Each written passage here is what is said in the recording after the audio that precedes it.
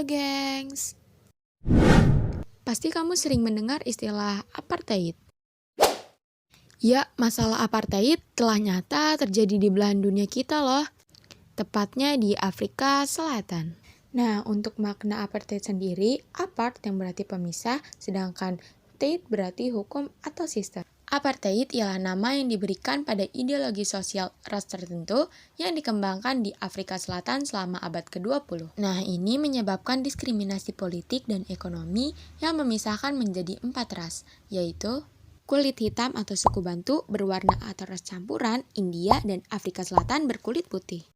Nah, tapi kalian tahu nggak sih gimana awal berlakunya apartheid di Afrika Selatan? Oke, begini ceritanya. Nah, jadi apartheid ini bermula dari para penjajah yang ingin menguasai Afrika Selatan. Nah, bangsa Belanda datang dan menetap di Afrika.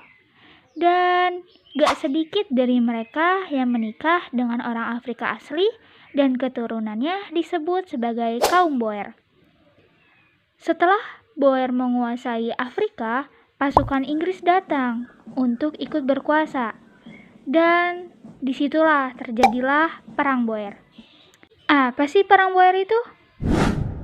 Perang Boer adalah perang antara bangsa keturunan Belanda dan Inggris, di mana perang ini terjadi karena perebutan wilayah. Disitulah dimulai terjadinya diskriminasi rasial, yang dimana mulai dipraktekkan sejak tahun 1910, yang dimana masyarakat turunan Eropa di Afrika Selatan atau Partai Afrikaner mendirikan Uni Afrika Selatan. Nah, pada tahun 1948, Partai Nasionalis berkuasa di Afrika Selatan. Pada saat itulah, diskriminasi rasial diresmikan menjadi kebijakan negara dengan nama apartheid. Nah, penerapan apartheid ini dilaksanakan dengan pembangunan kediaman atau homeland bagi penduduk berkulit hitam. Kediaman itu dinamakan Bantustan, mengingat penduduk berkulit hitam di selatan berasal dari suku bangsa Bantu. Tempat kediaman itu didirikan menurut kelompok ras atau asal kelahirannya. Penasaran kan? Gimana sih gambaran pelaksanaan apartheid dalam kehidupan sosial di Afrika Selatan? Yuk kita simak.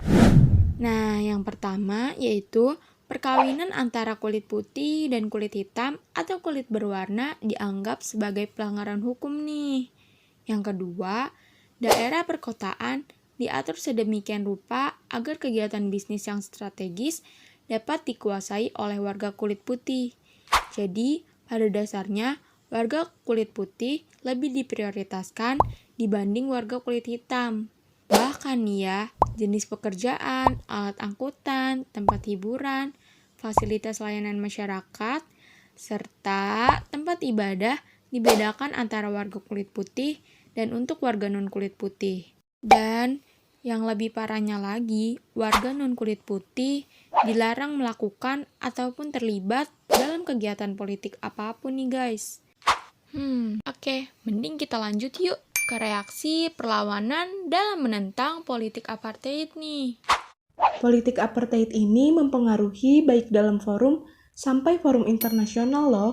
Perlawanan ini dipelopori oleh ANC, African National Congress, dan UDF, United Democratic Front. ANC dipimpin oleh Nelson Mandela, dan UDF dipimpin oleh Uskup Desmond Tutu. Perjalanan perlawanan nasional bermula saat serangkaian kampanye untuk mendapatkan dukungan warga dalam rangka mendesak pemerintah.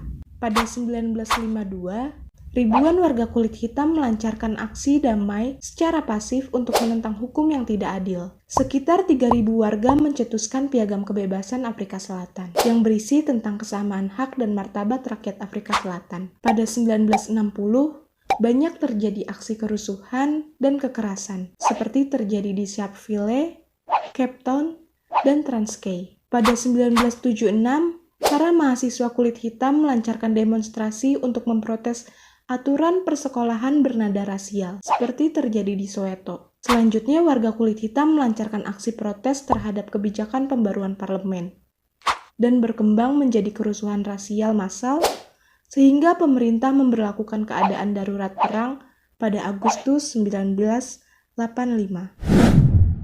Kalau perlawanan internasional dimulai dengan dipelopori oleh PBB, beberapa anggota Persemakmuran, beberapa negara Afrika, dan anggota OKI. Pada 1962, anggota PBB mengenakan sanksi ekonomi dan memutuskan hubungan diplomatik dengan Afrika Selatan. Beberapa negara Asia, Arab, Afrika, dan Eropa Timur memboikot Afrika Selatan. Bahkan negara Zambia, Botswana, dan Mozambikwe membantu para pejuang ANC dalam melanjutkan perjuangan bersenjata. Pada 1986, negara anggota Persemakmuran menekan Afrika Selatan, akan tetapi tindakan sanksi yang mau dikenakan tidak disetujui oleh Inggris. Selanjutnya, Inggris melalui Menlunya, Sir Geoffrey Howe, mendesak pemerintah Afrika Selatan untuk menghapuskan apartheid.